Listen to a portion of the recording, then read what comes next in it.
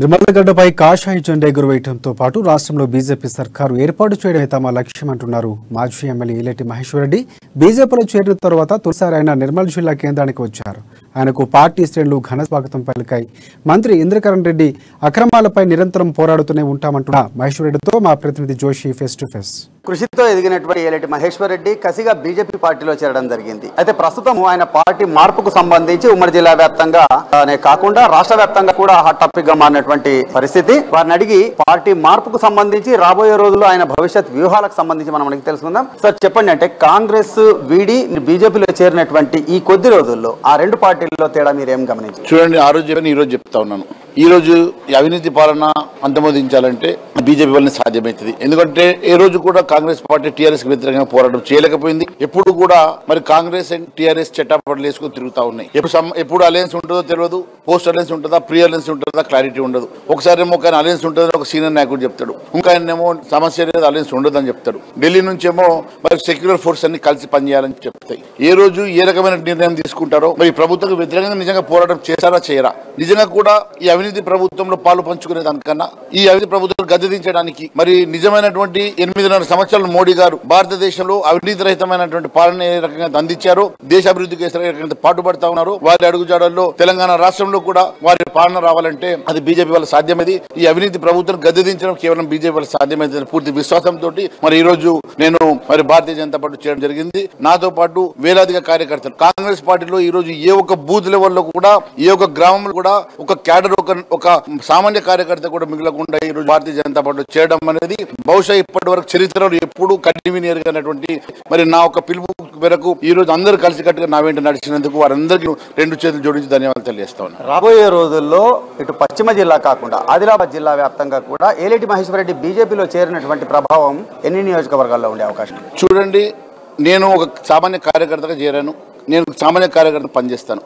Bharatiya Janata party ఏ నిర్ణయం తీసుకున్నా, Bharatiya Janata party ఏ రకమైనటువంటి నాకు రెస్పాన్సిబిలిటీస్ ఇచ్చినా, నేను 8.5 సంవత్సరాలు అధికారంలో లేకున్నా కాంగ్రెస్ పార్టీలో కానీ 15 సంవత్సరాల పాటు నేను సేవ చేసినటువంటి కాంగ్రెస్ పార్టీ ఏ రకమైనటువంటి సేవ చేశారో మరి యావత్ తెలంగాణ రాష్ట్రం ప్రజలు గమనించారు.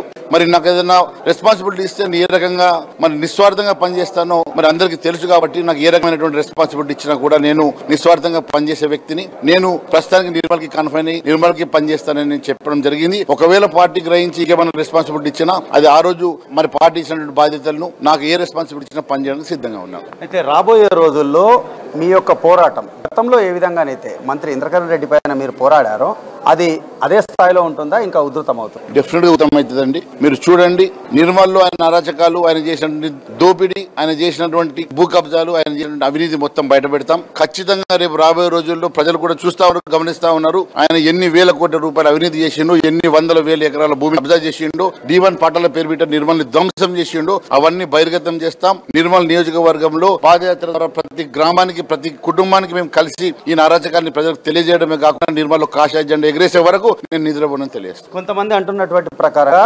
నిర్మల్ జిల్లాకు సంబంధించి అంటే నిర్మల్ జిల్లాలో బీజేపీకి అనుకూల పవనాలు ఉన్నాయనేటటువంటి సర్వే ప్రకారంగానే ఈలెటి మహేశ్వర్ రెడ్డి బీజేపీ వైపు వెళ్లారు అనేటటువంటి టాక్ ఉంది.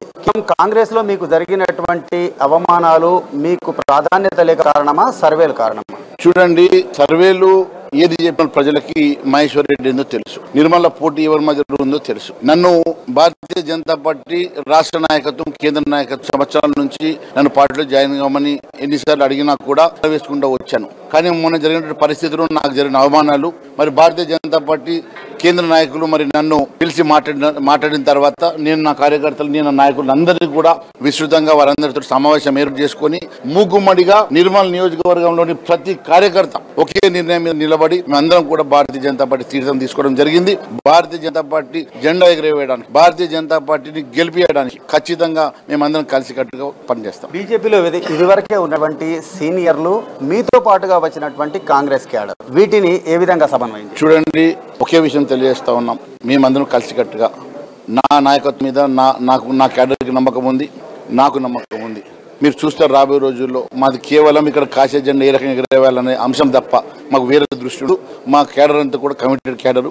ఏ రోజు ఎక్కడ కూడా ఇలాంటి ఇబ్బంది ఉండదు. ఖచ్చితంగా మేము అనుకున్న టార్గెట్ రీచ్ కావడానికి మేమందరం కూడా శ్రామికులు పనిచేస్తామని తెలియజేస్తాం. ఇది అంటే రాబోయే రోజుల్లో నిర్మల్ గడ్డపై కాషాయ జెండా ఎగరవేయడమే ఏకైక లక్ష్యంగా బీజేపీలో కష్టపడి పనిచేసేటటువంటి క్యాతో కలిసి అలాగే సీనియర్లను సమన్వయం చేసుకుంటూ ముందుకెళ్తామని చెప్పి, అలాగే రాబోయే రోజుల్లో సైతం ఈ బీఆర్ఎస్ పార్టీ అధికార పార్టీకి సంబంధించినటువంటి అవినీతి అక్రమాలపైన తన పోరాటం యథావిధిగా కొనసాగుతుందని చెప్పి ఏలేటి మహేశ్వర్ రెడ్డి పేర్కొంటున్నారు. నిర్మల్ జిల్లా కేంద్రం నుండి camera person nursing, Rajasekhar Joshi, అమ్మా న్యూస్. కృషితో